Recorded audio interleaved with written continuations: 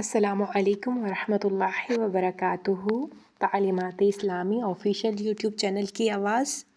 آج ہم آپ کے لیے لائے ہیں مخرج نمبر 15، حروف شفویہ با، میم، فا، واو۔ اوپر والے دو دانتوں کا سیرہ اور نیچے کی ہونٹ کا اندرونی حصہ یعنی تر حصہ، اس سے فا ادا ہوتا ہے۔ حمزہ فا زبر اف، یہ دیکھیں، یہ حمزہ فا زبر اف اف۔ حمزہ میم زبر ام اور حمزہ با زبر اب، حمزہ وا زبر او۔ یہ مخرج نکالنے کا طریقہ ہے، حمزہ کے ساتھ لگا کے حرف کو ساکن کر کے یہ مخرج نکالنے کا طریقہ ہے۔ اب، ام، اف، او۔ آگے مخرج نمبر 16 ہے، دونوں ہونٹ اس سے با، میم، واو ادا ہوتے ہیں، اور اس طرح کے با دونوں ہونٹوں کے گیلے حصے سے اب اب، اور میم دونوں ہونٹوں کے خشک حصے سے اطباق شفتین یعنی خشک حصہ، اطباق شفتین۔ واو ہونٹوں کو گول کرنے سے انضمامی شفتین، گولائی کو کہتے ہیں انضمامی شفتین، ٹھیک ہے۔ اور یہ ہے 17 ہمارا لاسٹ مخرج، حروف غنہ۔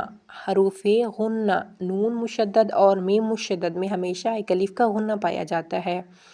خشوم، ناک کا بانسا، جو ہماری ناک کی ہڈی ہے نا، یہ انہوں نے ناک کا بانسا بھی یہ کیا ہوا ہے، یہ دیکھیں، یہ ہمارا ناک کا بانسا ہے، یہ والا، ٹھیک، یہ پورا ناک کا بانسا ہے۔ اور ناک کا بانسا، اس سے غنہ نکلتا ہے، غنہ کرتے وقت اس سے نون اور میم ادا ہوتے ہیں۔ نوٹ: آواز کو تھوڑی دیر تک ناک میں ٹھہرا کر گھنگھنی آواز میں پڑھنے کو غنہ کہتے ہیں۔ یہ نون، میم اور ڈبل حرکت والے حرف پر ہوتا ہے، یعنی کہ وہ کہہ رہے ہیں نون مشدد ہو، میم مشدد ہو، تبھی یہ مطلب آواز ہوتی ہے۔ یہ دیکھیں، جب میم پہ تشدید ہوگی نا، یہ والی تشدید، تین دندانوں والی شکل، اور نون پہ تشدید ہوگی تو یہ کیا ہوگا؟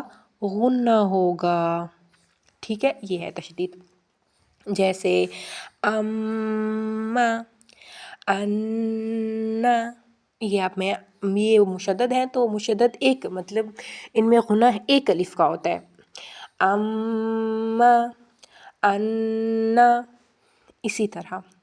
آج کے لیے اتنا کافی ہے، انشاءاللہ پھر آگے کا سبق کریں گے۔ سبحانک اللہم و بحمدک، نشہد ان لا الہ الا انت، نستغفرک و نتوب الیک۔ السلام علیکم ورحمۃ اللہ وبرکاتہ۔